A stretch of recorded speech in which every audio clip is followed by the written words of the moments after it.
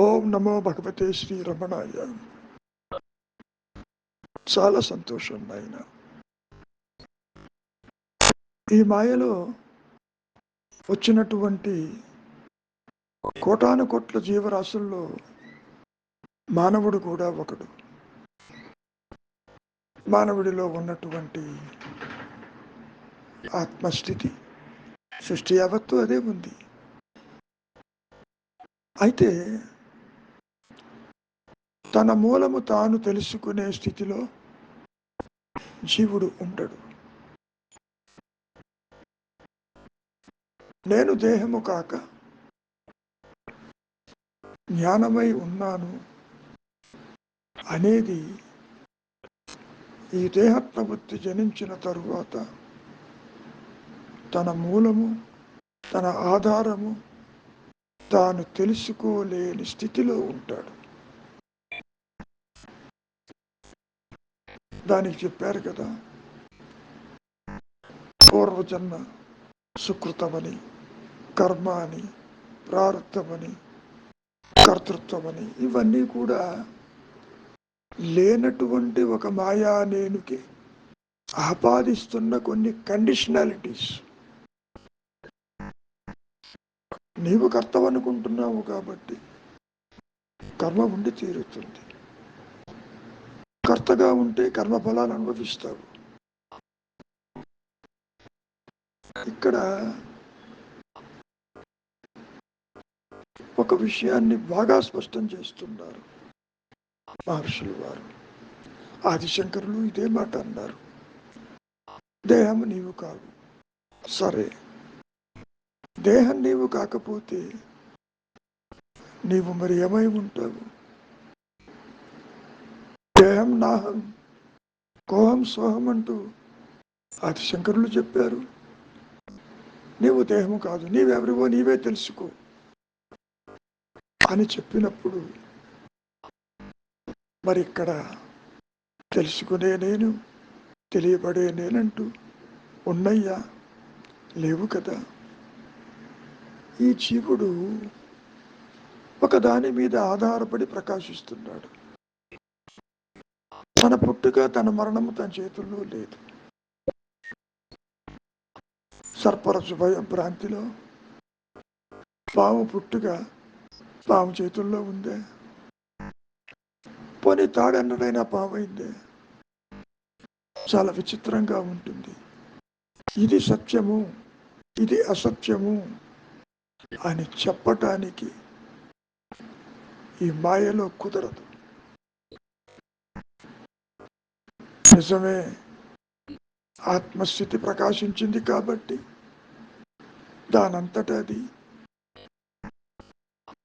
ఉన్నది ఏకైక సత్యము కాబట్టి, ఎరుక కాబట్టి, జ్ఞానము కాబట్టి, నేను ఉన్నానన్న అహంస్ఫురణ జ్ఞానవృత్తి చేత తనకు తానుగా అఖండంగా పరిధులు లేక అవధులు లేక తురేయ స్థితిలో ఉన్నటువంటి ఆ సత్యస్థితి ఈ మాయలో ఈ జీవుడికి చెబుతున్నారు. అదే నీ సహజ స్థితి. తత్వవసి వాక్యం కూడా అదే చెబుతుంది. నీవు అదేను, అది మారని నీ సహజ స్థితి. ఇప్పుడు ఇక్కడ ఏమనుకుంటున్నావు? నాకు అది తెలియటం లేదు, నే పరాయి వాడిని, ఎప్పుడు తెలుసుకుంటాను అని తలపోయక ఆలోచించద్దు. భేదమెరుగక స్థిరంగా కుదురుగా ఉన్నటువంటి వానికి ఆత్మ ప్రకాశించాలిగా అనుగ్రహం చేత. ఇక్కడ ఏమంటున్నారు? ఆత్మ కంటే వేరెవరున్నారు? ఇక్కడ ఒక క్రిటికాలిటీ ఏమిటి అంటే, త్రిపురారహస్యంలో చెప్పినట్లు దత్తాత్రేయులు వారు పరశురాముల వారికి జ్ఞానకాండలో ఎన్నో అద్భుతమైన విషయాలని చెప్పటం జరిగింది. త్రిపురాదేవి ఆ ఉच्चతర శక్తి తాను ఎక్కడ ఎప్పుడు ప్రకాశించదలుచుకుంటే తాను ప్రకాశించి ఆ జీవులకి ముక్తిని ఇస్తుంది. అంతేగాని నీవు ఏదో చేయడానికి ఏది చెయ్యలేవు, నీకు ఆ సామర్థ్యము లేదు. It is the self, it is the higher power that does everything. సర్వాన్ని నడిపించేది ఆ ఉच्चతర శక్తి. అంతవరకు దేనికి? సూర్యచంద్రాదులకి ప్రకాశం ఎక్కడి నుంచి వచ్చింది? అవి ప్రకాశిస్తున్నట్టు చెప్పాయా నీకు? లేదుగా.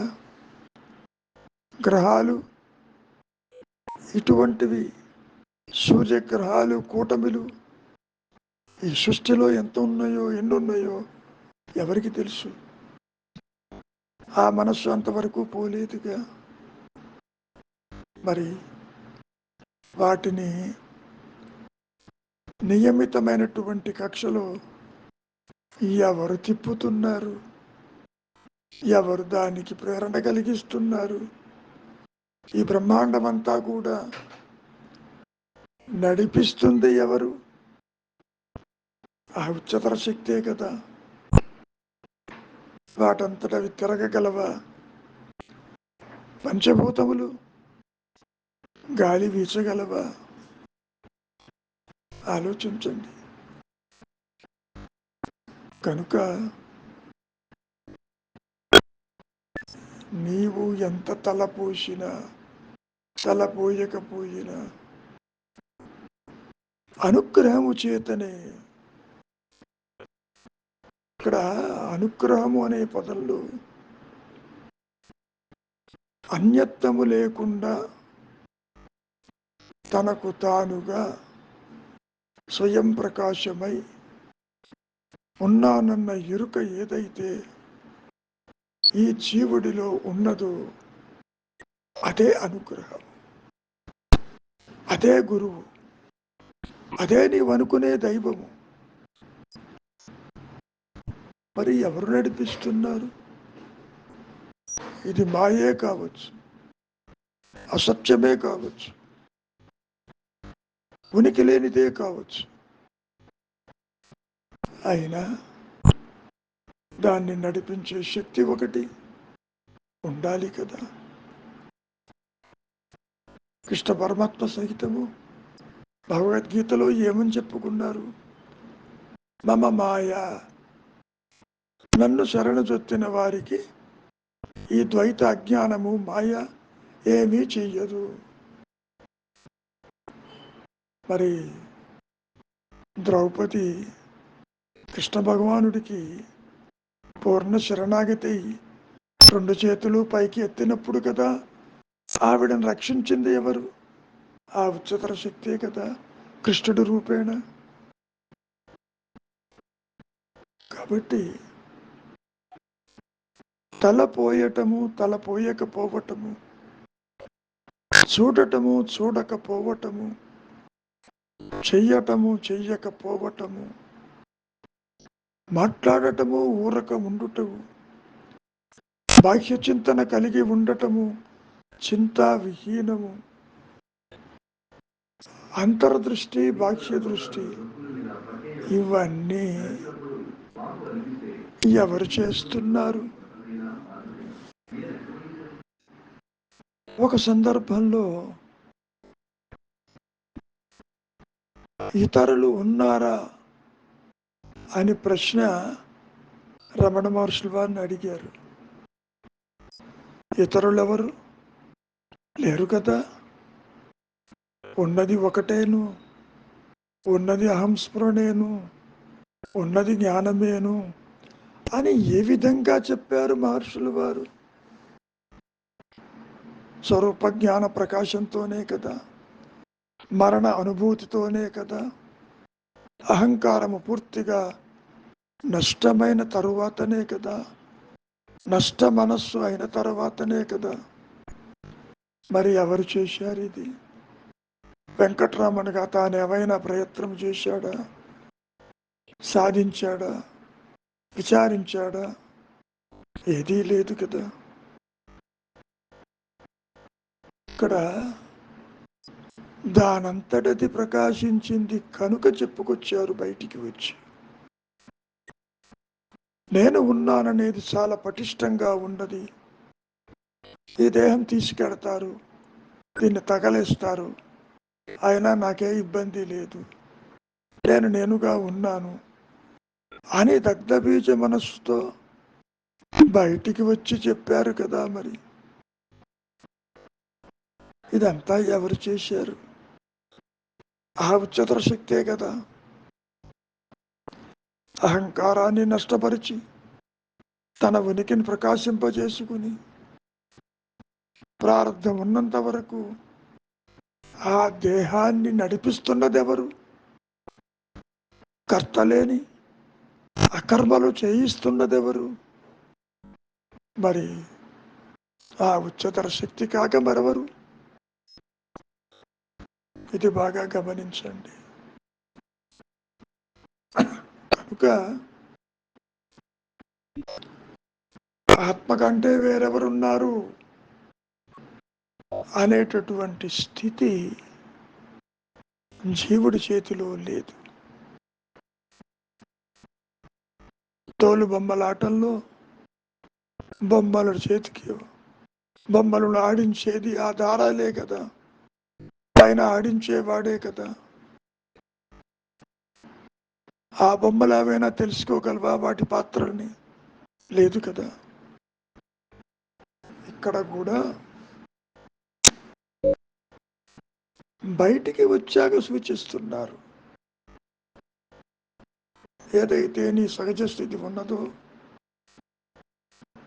నాకు తెలియటం లేదు, నేను పరాయి వాణ్ణి, ఆత్మని ఎప్పుడు తెలుసుకుంటాను అని అనుకోకుండా, భేదం లేకుండా, సంకల్పం లేకుండా నీవు స్థిరంగా కుదురుగా నిలిచి ఉండు. అనుగ్రహము చేత ఆత్మ ప్రకాశించిన తరువాత చెబుతావు నీవు ఆత్మ కంటే వేరేది లేదని. ఇంతవరకు ఏం జరుగుతుంది? దేహాత్మ బుద్ధి, పరిమితత్వము, జీవభావన, జనన మరణాలు, స్త్రీ పురుష భేదము, ఉచ్చనీచ భేదము, మంచి చెడు, న్యాయం అన్యాయము, కాలము, గతము, భవిష్యత్తు అంటూ మానసిక ధోరణులు తల ఎత్తినాయి కదా. ఇవన్నీ ఏమవుతాయి? మరి నిజంగా ఉన్నాయా? ఇవి నీ ఆలోచనలు మాత్రమే అని ఎంత చెప్పినా సత్యముగా జాగ్రత్తావస్థ గోచరమవుతుంది. కలగనేటప్పుడు కల సత్యమే, ఏ అవస్థగా అవస్థ సత్యంగానే ఉంటుంది. మరొక అవస్థతో పోలిస్తేనే అది ఉండదు. ఈ సందర్భంలో రమణ మహర్షుల వారు ఎవరైతే ఈ స్థూల సూక్ష్మదేహాలకి పరిమితం కాకుండా నిలిచి ఉంటారో వారు ఆత్మదర్శనం చేస్తారు. ఇది జీవుడి చేతిలో ఉందా? లేదు కదా. నీలో పరివర్తన తీసుకువచ్చేది, ఇందాక చెప్పినట్లు నిన్ను అంతర్ముఖం చేసేది, నీలో చింతావిహీనం తీసుకొచ్చేది, ఇంద్రియాల వెంట వెళ్లకుండా తీవ్ర వైరాగ్యం తీసుకొచ్చేది, ప్రాపంచిక విషయ వాసనల యందు దోష దర్శనం చేసేది ఎవరనుకుంటున్నారు?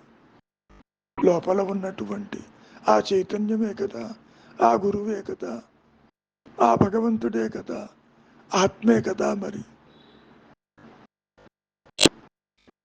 It is the self that does everything అని మనం ఎన్నోసార్లు చెప్పుకున్నాం. నాకు తెలియటం లేదు అని అంటున్నావుగా, తెలుస్తుంది. శరణాగతి అవటానికి కూడా మరి ఆ ఉచ్చతర శక్తి నీలో ప్రేరణ కలిగించి నిన్ను నిర్వీర్యం చేసి నీలో వైరాగ్యము తీసుకువచ్చి ఇంద్రియాలని వెంట వెళ్లకుండా చేసి, ఇవన్నీ ఎవరు చేస్తున్నారు? ఆ ఉచ్చతర శక్తే కదా. కనుక ఇతరులు ఎవరూ లేరని చెప్పి మాయలో చెబితే నీకు అది మింగుడు పడదు కదా. ఎందుకని? దేహాత్మబుద్ధితో చూస్తున్నావు. స్త్రీ పురుష భేదము, ఇతరులు ఉన్నారు, వివిధ భాషలు ఉన్నాయి, వివిధ మార్గాలు ఉన్నాయి, ఈ సృష్టి ఉన్నది, నాలాగే కొన్ని కోట్ల మంది జనాభా ఉన్నారు అంటూ నీవు అనుకుంటున్నావుగా. ఇంతకీ అనుకునేవాడు సత్యత్వం ఎంతవరకు? నీలో ప్రేరణ కలిగించి నిన్ను విచారింపచేసేది కూడా ఆ ఉచ్చతర శక్తి. అది గుర్తుపెట్టుకోవాలి. ఆత్మస్థితిలో నేను ఆత్మగా ఉన్నానని చెప్పేవాడు ఎవడున్నాడు అక్కడ? అది జ్ఞానము, అనంతము, ఏకము, అద్వితీయము, పరిధులు లేకుండా ఉన్నది. అసలు దానికి ఈ సృష్టికి ఏ సంబంధం ఉంది? లేదు కదా. ఇది అజ్ఞానం అయితే అది జ్ఞానము. సూర్యుడికి ఈ భూ ప్రపంచంలో జీవకోటికి ఏ సంబంధం లేకపోయినా ఆ సూర్యుడి యొక్క కాంతిలోనే, సూర్య యొక్క ప్రభావంతోనే సస్య శ్యామలం అవుతుంది కదా.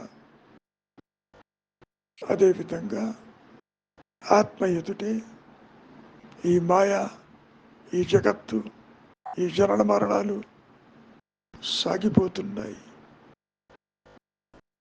అందుకే మహర్షి అంటారు ఒక సందర్భంలో, ఆత్మకి అన్యంగా ఏదీ లేదు.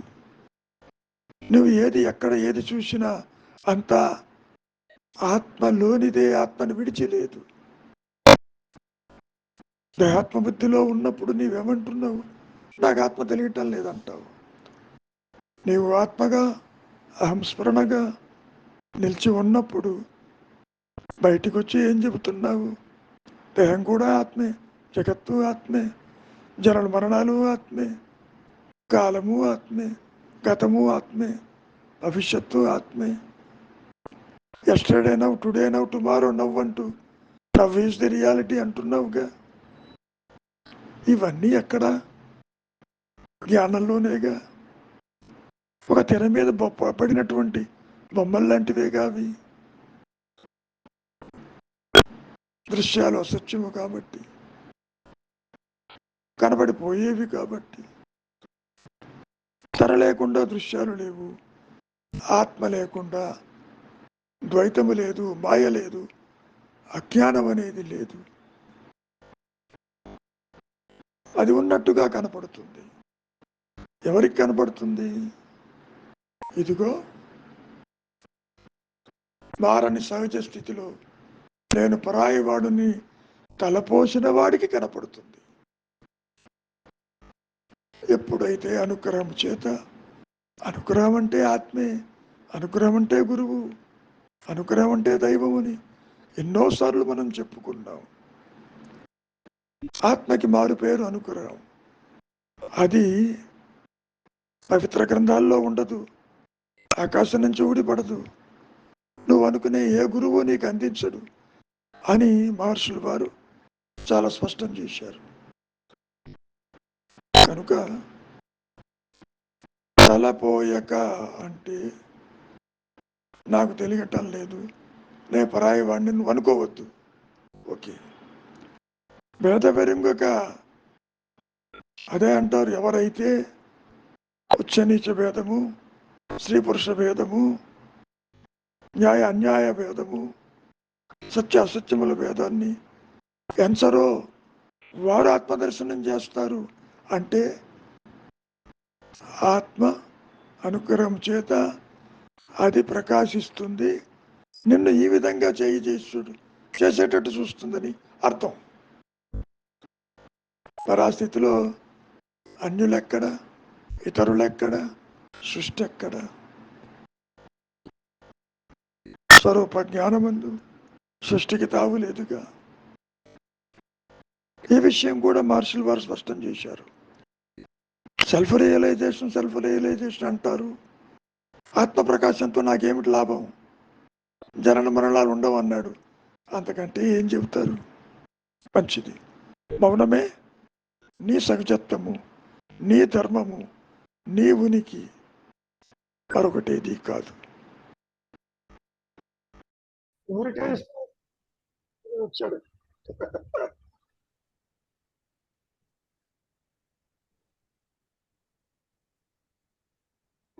వచ్చారు ఇప్పుడు చాలా సంతోషం.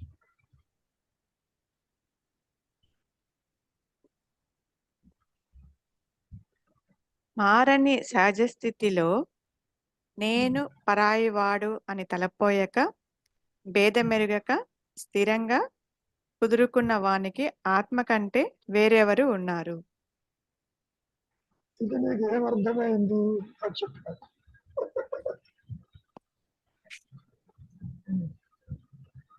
అంటే గురువుగారు, అంటే ఇప్పుడు ఏదైతే మారని స్థితిలో ఉన్నప్పుడు, అంటే జ్ఞాన స్థితిలో ఉన్నప్పుడు అతను అంటే ఏవి తలపోయాడు అనమాట. అక్కడ భేదాలు ఉండవు, అన్యం ఉండదు. ఆ గురువుగారు, నీ సహజత్వము నీకు తెలిస్తే, ఏదో పరాయి దేశానికి వెళ్ళావు, మొన్న ఐర్లాండ్ వెళ్ళావు, వాళ్ళ భాష రాదు, మాట్లాడు, ఊరికే కూర్చుంటావు. అటువంటిది కాదు ఇది. ఇక్కడ వ్యక్తిత్వంతో నేను పరాయి వాడిని, ఈ దేశానికి చెందిన వాడిని కాదు, ఆత్మకి చెందిన వాడిని కాదు అనే స్థితి జీవుడికి ఉండదు. కారణం ఎంతసేపటికి మూలము తెలియక ఉంటాడు. ఫస్ట్ సెంటెన్స్ ఏమిటి? నేను పరాయి వాడిని కాదు అనుకుంటున్నాడు. ఎప్పుడు తెలుస్తుంది ఆ సంగతి? సత్యం ప్రకాశిస్తూనే తెలుస్తుంది. తెలియదు. అవును గురుగారు, ఉన్నది ద్వైతం, ద్వైతందే సత్యం అనుకుంటాడు. సత్యం అనుకో పర్వాలేదు, ఆభరణ సత్యం అనుకో పర్వాలేదు, పుట్టుక సత్యము మరణం సత్యం అదే అనుకో పర్వాలేదు. ఏ అవస్థగా అవస్థ సత్యంగా ఉంది, నో ప్రాబ్లం. జాగ్రత్త అవస్థ సత్యంగా ఉంది, నిద్ర సత్యంగా ఉంది, కళ సత్యంగానే ఉంది. కళ ఎప్పుడైనా కలగనేటప్పుడు అసత్యం అంటావా? అనవు కదా. కాబట్టి నేను దేహం అనేది నీవు సత్యంగా భావిస్తున్నావు. పాయింట్ మూలము నీకు తెలియదు. Second point. రెండో సెంటెన్స్ ఏంటి? ఇప్పుడు ఉందా చదివా వెలుగుతూ. భేదమెరుగక స్థిరంగా కుదురుకున్న వానికి. ఒక్క నిమిషం.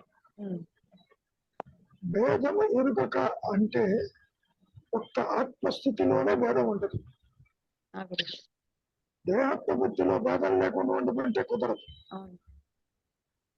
ఒక్కసారిగా నీవు దేహాత్మ బుద్ధి జనించినప్పుడు నీ ఉనికి ఇతరుల ఉనికితో పోల్చుకుని భేదాన్ని చూస్తావు. నేను స్త్రీలని, వాళ్ళు పురుషులని, వాళ్ళు వృద్ధులని, వీళ్ళు బాలులని, వీళ్ళు అమాయకులని, వాళ్ళు చదువుకున్న వారని, అంత భేదమేగా వస్తుంది. దేహాత్మ బుద్ధి వచ్చిందంటే ఇవన్నీ తలెత్తుతాయి గురుగారు. కాబట్టి ఆయన ఏ దృష్టితో చెబుతున్నాడు? జ్ఞాన దృష్టితో చెబుతున్నాడు. కానీ ఈ ద్వైతంలో ఉన్న విషయానికి అది మింగుడు పడదు. అవును గురుగారు.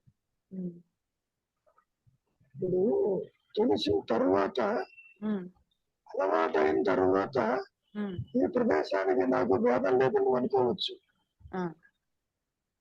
అట్లా కుదరదు ఇక్కడ. నేను పరాయి వాడిని ఎందుకు అనుకుంటున్నావు? మనకు తెలియదు కాబట్టి.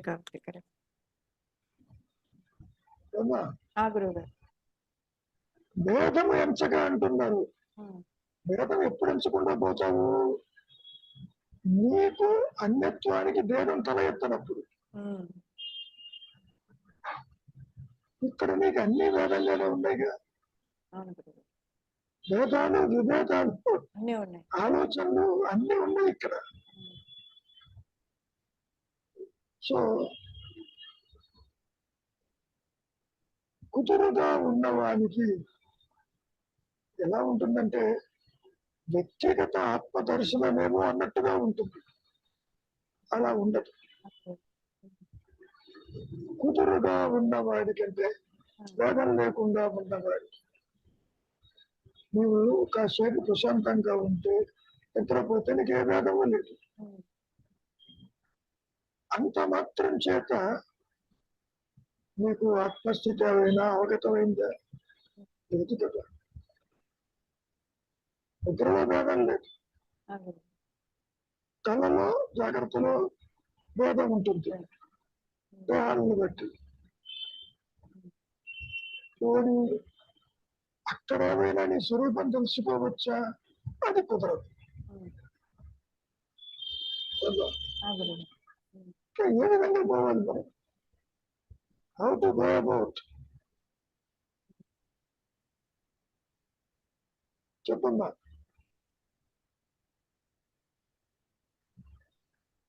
అనుగ్రహం చేత గురువు గారు. అనుగ్రహం అంటే ఆత్మే, అనుగ్రహం అంటే గురువే, అనుగ్రహం అంటే నీ సైతత్వమే.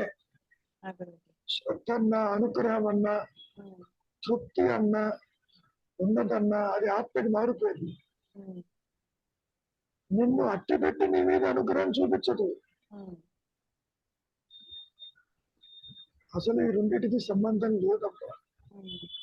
ఈ విచారణ కూడా ఎంతవరకు చేస్తున్నా కూడా అక్కడికే వస్తుందే కానీ గురుగారు, అంటే ఇది లేదు ఇది లేదు అంతవరకే, కానీ దానివల్ల ఉపయోగము. అందుకనే అనుగ్రహం అన్నాడు. లోపలికి వెళ్ళు, తల కిందగా పడిపోతుంది, అక్కడ ఏమీ ఉండదు. అనుగ్రహం చేత ఆత్మ ప్రకాశిస్తుంది అన్నారుగా. ఆత్మ ప్రకాశం అనేది అది దానంతరది ప్రకాశిస్తేనే తప్ప మనం గోలబెట్టే ఈ జనల మరణాలు, బంధాలు, భేదాలు అదృశ్యం కావు. ఆ స్థితిలో చెబుతున్నారు. ఇప్పుడు బాగా చదువుకుని వచ్చిన వాడు ఏమంటాడు? కష్టపడు, బాగా చదువుకో, రాత్రి మగలు కష్టపడు, రోజుకి 18 గంటలు చదువుకో అని చెప్తారు కదా. అటువంటి స్థితితో చెబుతున్నారు. వేద మెరుగక పరాయవాణ్ణి అనుకోకుండా ఉండు అని. పాపం ఉన్నాడు, ఆయన ఆత్మ ప్రకాశించదు. నిశ్చలంగా ఉన్నావు, ఆయన ఆత్మ ప్రకాశించదు. చాలా క్రిటికల్ గా ఉంటుందమ్మా ఈ రెండింటికి. ఒక ప్రాక్టికల్ అప్రోచ్ అంటూ, కార్యకారణ సంబంధాలంటూ ఉండవు. ఎందుకు ఉండవు? తాడు అన్నాడు, పావు కాలేదు. వాడి పావు తిరిగి తాడవుతుందా? ప్రశ్నే లేదు. ఆది నుంచి ఈ అహంకారము తృణీకరించబడింది అన్నాడు. కానీ నీకు తృణీకరించే స్థితిలో లేవు ఇక్కడ. సంసారము, బాధ్యతలు, బరువులు ఇవన్నీ పెట్టుకుని నేను ఇది కాదు అంటూ నువ్వు ఎక్కడికి పోలేవు. భౌతికంగా కాదు, మానసికంగా కూడా పోలేవు. పోనీ 2 నేనలు ఉన్నాయా? లేవు. దేహాత్మ బుద్ధి కలిగిన నేను దానికి ఆధారము ఆత్మేనని చెప్పడానికి ఈ రెండు కలిసి ఉండవు.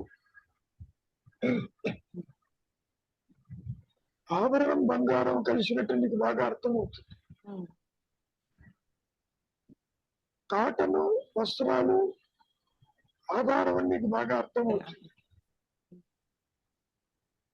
ఒక స్వీట్ ప్రిపరేషన్ పంచదార ఉమ్, అది అర్థమవుతుంది. కానీ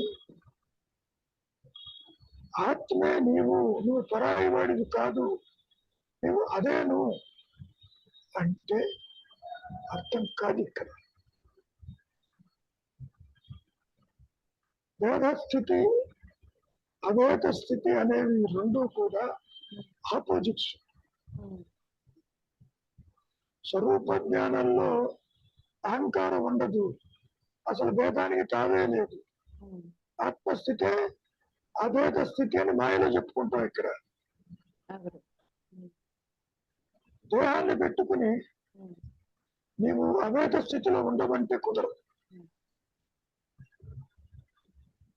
కదా. అవును. ఉమ్, చీకట్లో ఉంటూ నువ్వు వెలుగువి ఉమ్, అంటే చీకటి పోదు, అజ్ఞానం పోదు. ఉమ్, నీవెంతసేపటికి నీవు అదేను అదేను అని ఎంత చెప్పినా అది ఈ జీవుడికి ఇంగుడు పడదు, అర్థం కాదు. సరే భేదం లేదు, ఉమ్, ఏ పరాయవాణ్ణి కాదు అని నువ్వు అనుకున్నప్పటికీ ఉమ్, మనస్సు సంకల్ప రూపేణ పరిగెడుతూనే ఉంటుంది. ఈ జాగ్రత్త స్వప్న సుషుప్తుల్లో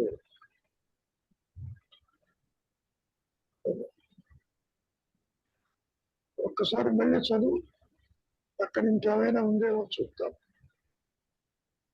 మారని సహజ స్థితిలో నేను పరాయివాడు అని తలపోయక భేదమెరగక స్థిరంగా కుదురుకున్న వానికి ఆత్మ కంటే వేరెవరు ఉన్నారు? నిజమే, బాగానే ఉంది. అసలు కుదురుగా ఉండదు ఎవరు, మార్పు లేనిది ఎవరు? మూటలన్నీ మాయలోనే. అంటే అక్కడ నిజమే. మనస్సుకి ఆ మనసు ప్రశాంతంగా పెట్టుకున్న అక్కడ మనోరూపంగా కదిలే విషయాలకి పని కల్పించకుండా ఉంటే కనుక కొంచెంసేపు ఉండగలుగుతాం కదా గురుగారు. అంటే అమ్మా, అక్కడ అది నిశ్చలత, ఉమ్, అది నిశ్చలత.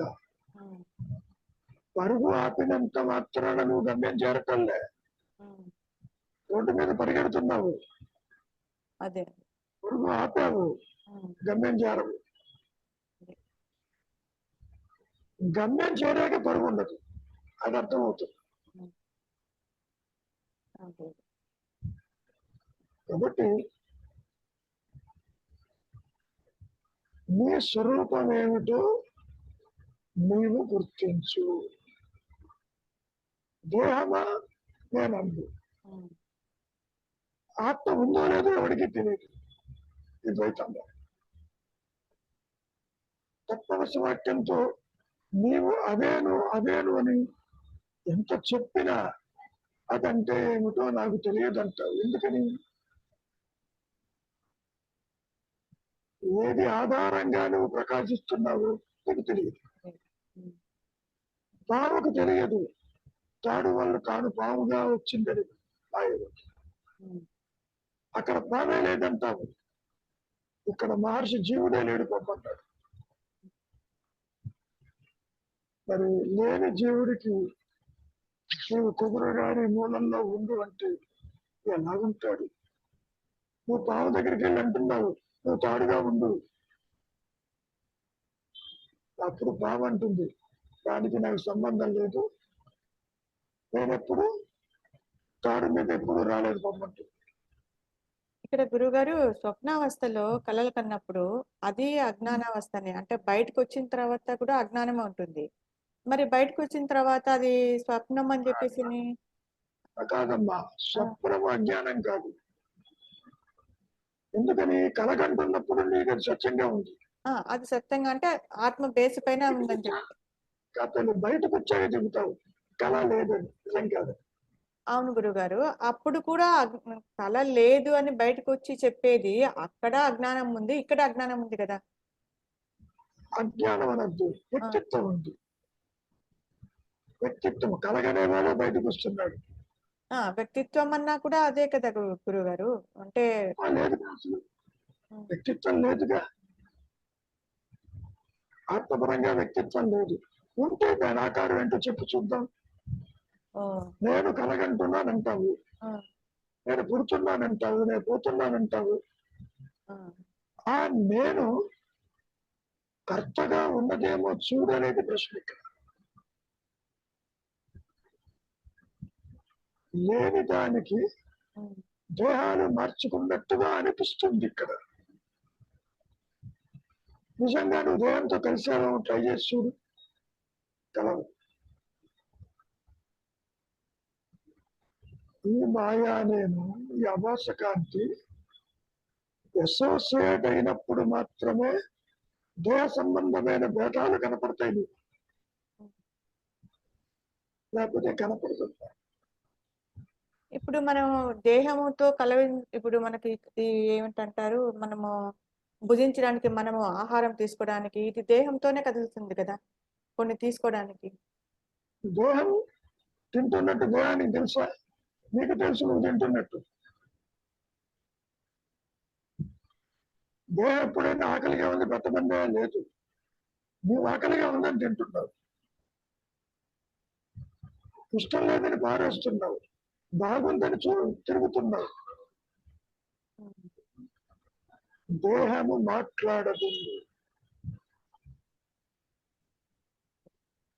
నువ్వు కారు నడుపుతావు అనుకో, కారు ఆగిపోయింది, చెబుతుందని ఆగిపోయానని నువ్వు చెప్తావు.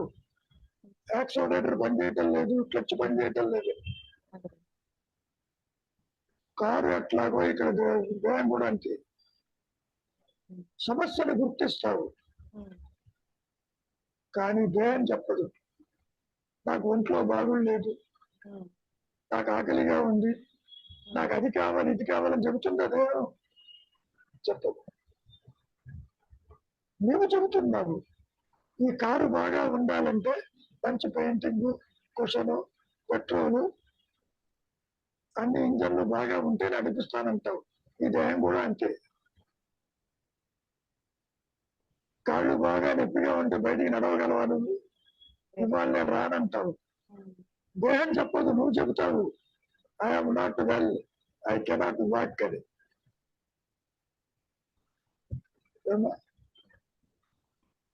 నాది అనేవాడు చెబుతాడు నా కారు బాగులేదు, నా సంసారం నా మాట వింటలేదు, నా దేహం నేను అనుకున్నట్టుగా లేదు, ఇది అన్ని సమస్యలే. నిజంగా Who is that? అంటే Who is that? అదే ఎవరైనా అంటే లేనిది అసలు ఎంత సృష్టిస్తుందో అసలు అది అనిపిస్తుంది కదా, ఎక్కడ ఉంటుంది. లేని సృష్టిస్తున్నది అనుకునేది కూడా లేనివాడే. నువ్వు ఆత్మగా ఉంటే దీని గురించి బాధలు కావు. ఇటు జడమైన దేహము కాదు, అటు జ్ఞానము కాదు. జ్ఞానం లేకుండా జీవుడు లేడు, జీవ భావన లేకపోయినా జ్ఞానానికి వచ్చిన ఇబ్బంది లేదు. అందుకని చెబుతున్నాడు కుదురుగా ఉండక, అంటే నీకేదో ఆత్మ తెలిసినట్టు, ఆత్మగా ఉంటే ఏ గొడవ లేదని. అది ప్రకాశిస్తేనే తప్ప సోకాళ్ళు జీవుడికి ముక్తి అనేది లేదప్ప. నువ్వు నాది అని అనుకున్నంత కాలము దేహ సమస్య, సంసార సమస్య, లోక సమస్య, ప్రకృతి వైపరీత్యం సమస్యలన్నీ నువ్వే అనుభవిస్తావు. ఇవాళ వర్షం పడింది, మెడ్రాస్ అంతా కూడా నీళ్ళతో జలమైంది, నువ్వెంతో సఫర్ అవుతున్నట్టుగా అనుకుంటావు. అసలు సృష్టి లేదన్న భావన కలగదు. ఉన్నట్టుండి కరెంటు పోయింది, అంధకార బంధనం అయిందంటావు. ఒక్క పని కాలేదంటావు, చీకటి అంటావు. సో యాజ్ ఎ ప్రొసెసర్ కింద చూస్తావు నువ్వు. మూలము నీ అంతట నువ్వు ఉండే పరిస్థితి కానీ తెలుసుకునే పరిస్థితి కానీ నీ చేతిలో ఉండదు. గురుగారు అందుకని ఇప్పుడు నీవు ప్రయాణం ఆపినంత మాత్రాన గమ్యం చేరినట్టు కాదు కదా అన్నారు కదా గురుగారు. గమ్యం అనేది ఎక్కడో లేదు కదా, మనలోనే ఉంది గమ్యము. మనము ప్రయాణం ఆపితే మన ప్రయాణంలో మార్గం అంతా గమ్యమే కదా గురుగారు. నిమిషం తొందరపడతాయో పరిగెడతావు. గమ్యము లోపల ఉన్నట్టు నీకు తెలుసునా? అందుకే ఆగి నిశ్చలమైపోతే ఆ గమ్యం ప్రకటన. నిశ్చలమైనప్పుడు కొద్ది కాలానికైనా అది నిశ్చలమయ్యి మనలో ఇప్పుడు నీరు ఉబ్బరమయంగా ఉన్నప్పుడు అది నీరు మనకు క్లారిటీ ఉండదు. అది కొంతకాలం నిశ్చలమైన తర్వాత క్లియర్ అయిపోతుంది. ఆ క్లారిటీ ఉన్నప్పుడే కదా ప్రతిబింబం అనేది ఒకటి వస్తుంది. అప్పుడు మనలో అనుగ్రహం కూడా అలాగ ప్రకాశిస్తుందేమో. అందుకని నిశ్చలత్వానికి వచ్చినప్పుడు వెంటనే రాకపోయినా అనుగ్రహం వచ్చే ఛాన్స్ ఉంటుందేమో కదా గురువు గారు. మహర్షి విషయమే తీసుకుందాం. ఆయన నిశ్చలత్వానికి వచ్చాడా మరణానుభూతికి? మరణం ముంచుకొచ్చింది, ఆత్మ ప్రకాశించింది. మనోనిరోధం ఆత్మ ప్రకాశానికి దారి తీయత్తల్లి. తేజస్సుడు నిశ్చలత్వం రాకనే నిశ్చలత్వం వచ్చావు నీవు. అదే ఇప్పుడు మహర్షి చెప్తుంది, ఆత్మస్థితికి నువ్వు పరాయి దాని అనుకుంటున్నావు. అట్లా అనుకోబాకు, నేనే ఆత్మవి అని అనుకున్నా కానీ ప్రకాశించదు. నేనే అది తత్వసు వాక్యం వెంటనే జపం చెయ్యి, ఆత్మ ప్రకాశించదు. పోనీ అనుగ్రహం వల్ల ప్రకాశిస్తుందా అంటే దానికి అన్యంగా ఏదీ లేదు. ఆత్మ వోంట్ రికగ్నైజ్ యూ, కుదరదు. తాడు పాముని గుర్తిస్తుందా అమ్మా? ఆలోచించు. గుర్తించదు, కానీ అనుగ్రహం వచ్చినప్పుడు పోతుంది. ఇది కూడా ఇప్పుడు నేను కూడా పోతాను. పోవటానికి ఇప్పుడు ఉంటాయిగా, పోవటానికి ఇప్పుడు ఉంటే కదా. రాకపోగలేవి లేవు. పాము రావటం పాము పోవటం అంటూ ఉంటుందా? నువ్వే అంటావు పామే లేదు పొమ్మంటావు. అంటే ఈ భ్రమ పోతుంది. భ్రమ ఎవరికి చెప్పమా? భ్రమ ఎవరికి? అదే ఈ లేని వాడికి గురుగారు, ఎవరికి లేదో లేని వాడి సంగతి తెలియదమ్మా నీకు. ఆత్మని తెలియదు, నేను దేహము కాదని తెలియదు. ఇది ఎంత క్రిటికల్ గా ఉంటుందంటే కమ్యూనికేట్ చేయలేవు నువ్వు. చీకటిని అట్టి పెట్టుకుంటూ వెలుగుని చూడలేవు.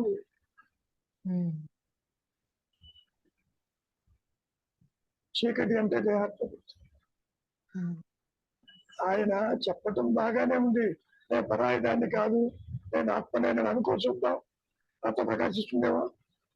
అనుకోలేము, కానీ నిశ్చలత్వానికి అయితే రావడానికి ప్రయత్నిస్తే కనీసం ఇప్పుడు కాకపోయినా నిదానంగా అయినా అనుగ్రహం అనేది ప్రకాశిస్తుందేమో. అంటే దాని అర్థం ఏంటి? ఇప్పుడు కనుక లేకపోతే తర్వాత వస్తే అనుగ్రహం ఎట్లా అవుతుంది? అంటే మనకి ఇంకా అడ్డుపడుతున్నాయి కదా గురువు గారు, మన మలినాలు అవన్నీ అడ్డుపడుతున్నాయి కాబట్టి ఇవన్నీ క్లియర్ అయినాక నిశ్చలత్వానికి వచ్చినప్పుడు. ఎవరు చెప్పారు మరణం ఉందని? పావుకి మరణం ఉందే? పావు పోవటానికి తాడు ప్రకాశించింది, పావు ఎగిరిపోయింది. తాడును చూసావు, పావు ఎగిరిపోయింది. మరణం ఎక్కడుంది? అజ్ఞానం ఎక్కడుంది? ద్వైతం ఎక్కడుంది? సృష్టి ఎక్కడుంది? అవస్థలు ఎక్కడున్నాయి? అసలు జన్మ మరణాలు ఉండయ్యా? నువ్వేమనుకుంటున్నావు? ఎప్పటికైనా నీవు వ్యక్తిత్వాన్ని అట్టు పెట్టుకుని అనుగ్రహంతో ఆత్మ దర్శనం అవుతుంది అనుకుంటున్నావు. ఇంపాసిబుల్. రెండు కనీసం ఆహ్వానిస్తున్నాం. నిశ్చలత్వానికి వచ్చి రావచ్చు కదా గురుగారు. నిశ్చలత్వానికి రావడమే ఇంక అంతకన్నా వేరే మార్గం ఏమైనా ఉందా గురుగారు? మార్గం లేదు, పాడు లేదు. నిశ్చలత్వం ఉమ్. వచ్చాక రోజు వస్తున్నావుగా, నిద్రపోతున్నావుగా, నిశ్చలంగా నిద్రపోతున్నావుగా. నిద్ర కాకుండా ఇట్లా ధ్యాన ఆ నిద్ర స్థితి అలా. ఆ నిద్ర కూడా ఆత్మస్థితే మరి. ఎందుకు ప్రకాశించదు నీకు? అన్ని పనులు బారేసుకుని నిద్రపోయావుగా, నిద్ర నిశ్చలత్వమేగా. నీ ఉనికి తెలియదుగా, నీ దేహం పోయిందో తెలియదుగా, మరి ఎందుకు అంటే ప్రకాశించదు? నిద్ర కాకుండా గురుగారు ధ్యాన స్థితిలో అలాగా ఏమైనా పాసిబిలిటీ ఉంటుందా? పాసిబిలిటీ క్వశ్చన్ కాదు, ఉమ్. లేని దానికి పాసిబిలిటీ ఎంతమ్మా? ఉమ్. వ్యక్తిత్వ ఆత్మ ప్రకాశాలు ఉండవు ఉండవు ఉండవు. ఉమ్. మూలము దానంతటది ప్రకాశిస్తేనే తప్ప మహర్షికైనా, జీసస్ క్రైస్ట్కైనా, కృష్ణ పరమాత్మకైనా, శంకరులకైనా వేరే మార్గం లేదు. వాళ్ళు బయటకు వచ్చి ఎన్నో మార్గాలు చెప్పచ్చు. అదే చెప్పారు. సాధనా పంచకము అవన్నీ చెప్పినారు కదా గురువు గారు. ఎందుకని ఎప్పటికైనా నీవు నోరు మూసి కూర్చుంటావని. ఆత్మ ప్రకాశానికి కాదమ్మా. ఈ మాట కూడా మహర్షులు అడిగారు. భక్తి కర్మ జ్ఞానాదులు వృధాయేనా? వృధా కాదు, నిశ్చలత్వాన్ని వరకే, ఆత్మ ప్రకాశానికి కాదు. ఎందుకని సంకలో పిల్లవాడిని పెట్టుకుని ఊరంతా వెతుకుతున్నావు నీవు. నువ్వు ఎంత వెతికినా, ఎంత పరుగు ఆపినా పిల్లవాడు ఉన్నట్టు నీకు తెలుస్తుందా? నీ దృష్టి అటు వెళితేనే తప్ప. దృష్టి అంటే జ్ఞానం. కాబట్టి ఏదో కొత్తగా వస్తుంది. అనుగ్రహం అనేది టైం బౌండ్ ప్రోగ్రామ్. నేను నిశ్చలంగా ఉంటాను, వైరాగ్యంగా ఉంటాను, సర్వసంగ పరిత్యాగిని అంతా వదిలిపెట్టి సన్యాసం పుచ్చుకుంటాను. పుచ్చుకో, పర్వాలేదు, వస్త్రాలు మారితే తప్ప ఆత్మ ప్రకాశించదు. ఎందుకని? ఒక స్థితి నుంచి ఇంకో స్థితికి పోయిన అహంకారాన్ని పట్టుకుని. ఈ ఉద్దేశంలో సన్యాసం పుచ్చుకున్న వాళ్ళందరూ కూడా జీరో జీరో. అక్కడ గౌరవం ఉంటుందని సన్యాసం పుచ్చుకుంటారు. ఇంకా ఇప్పుడు మనకి ఇన్ని ఆవరణలు ఉన్నాయి. ఈ ఆవరణలన్నీ వదిలించుకొని గానీ మనము ఆ స్థితికి పోలేము కదా గురుగారు. మన చుట్టూ ఉన్న వదిలించుకోవటానికి నువ్వు లేవుగా. నువ్వు ఉంటే వదిలించుకో. అంతవరకు దేనికి? దేహాన్ని వదిలించుకుని చూద్దాం. ఎంత లావుగానే మళ్ళీ దేహంతో పరిగెడుతున్నావుగా. ఆవరణ విక్షేపాలంటూ థియరిటికల్ గా చెప్పుకోవటమే కానీ నా అనుభవంలో ఈ రెండింటికి ఏ సంబంధము లేదు. ఎందుకు ప్రకాశిస్తుంది, ఎందుకు ప్రకాశించదు? సూర్యుడి వెలుగులో అన్ని కమలాలు విచ్చుకోవమ్మా, కొన్ని మాత్రమే విచ్చుకుంటాయి అమ్మా. ఎందుకని? Can you justify that? సూర్యుడు ఒకడే ఉన్నాడు. How can you come to a conclusion?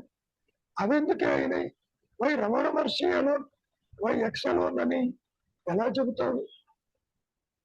చెప్పు చూద్దాం. దానిలో ఉన్న శక్తి దానికి అంత చాలలేదు. ఇచ్చుకునే శక్తి, అనుగ్రహం, ఆ సూర్య కిరణాలు తీసుకునే శక్తి దీనికి లేకపోవడం ప్రాబ్లం. ఎవరు చెప్పారు? సూర్యుడు చెప్పారా? నేను కమలాన్ని విస్తరింపజేస్తున్నానని చెప్పలే. ఆత్మ చెప్పిందే, సృష్టి మొత్తం నేనే ప్రకాశిస్తున్నాను. ఈ మధ్య ఎక్స్వై జడ్లకి ఆత్మ ప్రకాశించానని చెబుతుంది అది. మరి కాబట్టి నీవేదో సాధన చేస్తే, నీవేదో సాధిద్దామనుకుంటే పెద్ద పొరపాటు. వైరాగ్యం కలిగి సాధన చతుష్టయంలో కూడా శంకరాచార్యులు వారు ఇదే విషయం చెప్పాడు. వృత్తిని ఉపయోగించు, సత్యమేది నిత్యమేది విచారించు, ఇంద్రియాల వెంట వెళ్ళవద్దు, డిసిప్లిన్ కోసం. మోక్షం ముందు ఆసక్తి కలిగి ఉంది, తీవ్ర వైరాగ్యంతో ఉంది, అన్నీ ఉన్నాయి, కానీ ఆత్మ ప్రకాశించదు. ఎందుకని? కార్యకారణ సంబంధాలు ఉండవు తల్లి.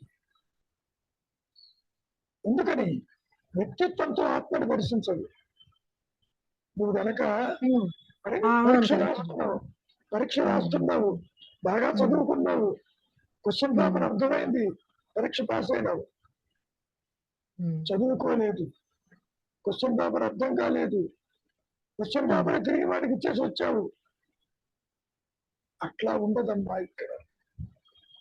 అదే గురుగారు, సృష్టిలో కార్యకారణ సంబంధాలు ఉంటాయి, కానీ ఆత్మ ప్రకాశంలో కార్యకారణ సంబంధం అనేది ఉండదు. అసలు సృష్టి లేదు, సృష్టిలో ఉంటుందని అంటున్నావు. నువ్వు నిద్రపోతుంటే సృష్టి ఏమైంది చెప్పమ్మా?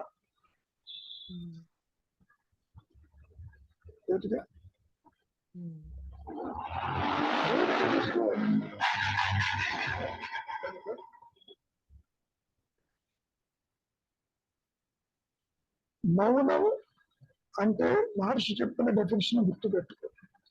ఎరుకతో కూడిన ఆలోచనని, ఎరుకతో కూడిన. నువ్వు ఇప్పుడు ఆలోచన లేని స్థితిలో ఉన్నావు, ఎరుక లేదు అక్కడ, ఎరుక లేదు, అహంకారమే ఉంది, వ్యక్తిత్వం ఉంది. ఆత్మస్థితిని ఎలా వర్ణించారు? అంతా మౌనమే అన్నారు అని ఇట్ ఈస్ అన్ ఎలక్ట్రెంట్ స్పీచ్ అన్నారు. ఉన్నాను ఉన్నాను ఉన్నానంటూ అది చెబుతూ ఉన్నది, స్వయం ప్రకాశమై ఉన్నది.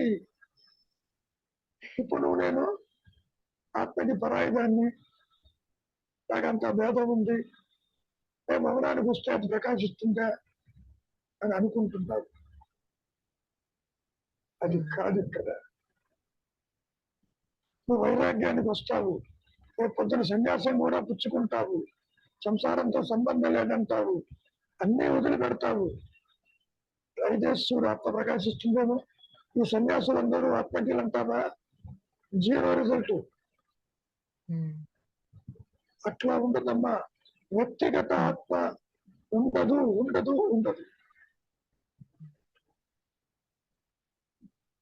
నేను సన్యాసిని అనుకున్నవాడు సన్యాసి కాదు, నేను గృహిణి అనుకున్నవాడు గృహిణి కాదు. కారణం ఆ నేనుని విచారిస్తే అది లేదు. ఒకే దెబ్బతో జీవుడు, జగత్తు, ఈశ్వరుడు ఎగిరిపోతున్నారు. కాసేపు నిద్రపోతేనే నీ ఇల్లు ఏమైంది, నీ దేవుడు ఏమైనాడు, నీ సంసారం ఏమైంది ఒకసారి పరిశీలించు. ఏ ఒక్కటైనా ఉంది అక్కడ?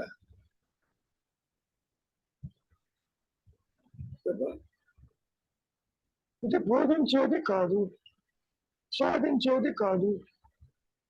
అప్పటికే చెప్పారు, వేదమరిముక పరాయవాడు అనుకోకుండా అనుకోదు. నేనే ఆత్మని, నేనే ఆత్మని తత్వమసి వాక్యంతో నువ్వు జపం చేయి, ఆత్మ ప్రకాశిస్తూనే చూద్దాం. ప్రకాశించ ఎలా ఉంటుందంటే, సత్యము నెరిగినప్పటికీ సత్యస్థితిలో సృష్టి ఉండదమ్మా. ఇది నా అనుభవం. మళ్ళీ బయటికి పెద్ద బీజ మనస్సు వచ్చినప్పుడు వీళ్ళందరూ కనపడతారు. వీళ్ళందరూ కనపడినప్పుడు ఆ మనస్సులో ఉన్న విషయం చెబుతాడే తప్ప ఆత్మ ఎలా ప్రకాశించిందో చెప్పలేదు. ఆత్మతోనే ఉంటాడు. అది ఎలా ప్రకాశించింది, ఏం చేస్తే ప్రకాశించింది అనటానికి చెప్పలేదు. అందుకని ఏమంటున్నారు, అదే నీవు, అదే నీవు తత్వమసి వాక్యం, అహం బ్రహ్మస్మి బ్రహ్మమయ, ఇట్లా ఉపనిషత్తులు, వేదాలు ఇట్లా చెప్పుకున్నవే తప్ప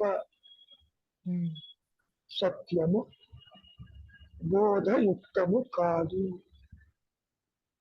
అనుభవయోగ్యము ఆత్మకేను, జీవుడికి కాదు. జీవుడు అసలు లేడు.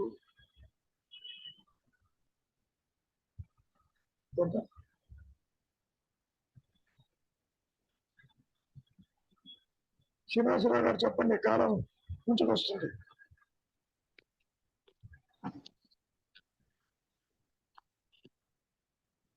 చెప్పండి.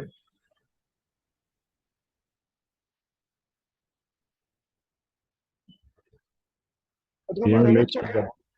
చెప్పడానికి ఏం లేదు సార్. ఏమైనా నువ్వేమైనా చెప్తావా? చాలా బిజీగా కనపడుతున్నావు. గురుగారు అదే ఇందాక మీరు వ్యక్తిగత అనుభవాలు లేరన్నారు కదా గురుగారు. అంటే అది అంటే ఒక అహంకారానికి ఒక ఆత్మకు ఒక అహంకారము ఉంది అంటే అక్కడ వ్యక్తిత్వం ఉన్నట్టే కదా గురువు గారు.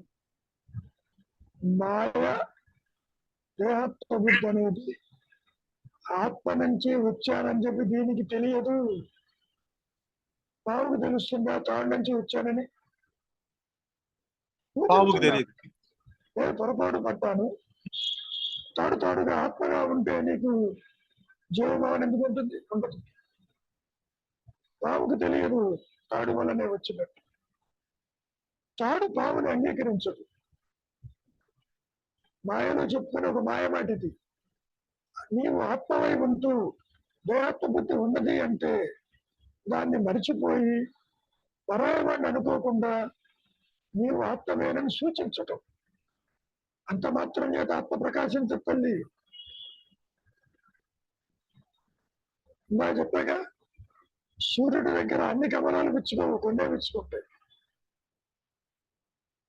అంతేకాదు కొన్ని గింజలు నీళ్ళల్లో పోసావు, కొన్ని మునుగుతాయి, కొన్ని తేలుతాయి, కొన్ని పుచ్చిపోతాయి. ఇజట్నట్టు ఇదంతా మాయలో ఉంటుంది. నీవు దేహాత్మ బుద్ధితో ఆత్మస్థితిని తెలుసుకునేది కాదు కాదు కాదు. ఇంద్రియాలకు అందదు, మనస్సుకు అందదు, బుద్ధికి అందదు, ద్వైతానికే అందదు. ఇది నా అనుభవం. అదొక పిడుగు పడ్డట్టు పడుతుంది నాయన. ఉత్తరం వచ్చినట్టు వస్తుంది, ఆ ఉత్తరంలో ఎగిరిపోతా ఉంది. అంటే అది అది ఇటు నుంచి తెలుసుకోలే ఉంటారు గురువు గారు. కానీ అది ఆ పిడుగుపడినట్టు పడుతుంది అనేది ఎవరి మీద పడుతుంది అంటారు? అంటే అక్కడ అహంకారం లేదు కదా మరి. ఇప్పుడు ఒక్క నిమిషం, నీవు తాడును చూసినప్పుడు పాము అందిస్పాట్ ఎగిరిపోయిందా లేదా? ఎగిరిపోయింది గురువు గారు. అది అట్లా పోవటమే తిరుగుబట్టాలి. మరి మీరు గురువు గారు ఇప్పుడు మీరు నా అనుభవం అన్నారు కదా, అప్పుడు మీరు అనుభవము అన్నప్పుడు మీరున్నారు ఆత్మానుభవం వ్యక్తిగతం కాదు, ఆత్మానుభవం. అప్పుడు మీరు అనేది మీకు గుర్తుండింది అప్పుడు? అసలు లేదు అక్కడ. తల్లిదండ్రులు లేరు, ప్రదేశాలు లేవు, దైవం లేడు, అంతా అదృశ్యం అయిపోయింది. నేను ఎరుకుతూ ఉన్నాను అంతవరకు. అప్పుడు తర్వాత మీకు గుర్తొచ్చిందా? మీకు వచ్చింది అనుభవం? గుర్తొచ్చేది అదే, ఇప్పటిదాకా అదే ఉంది.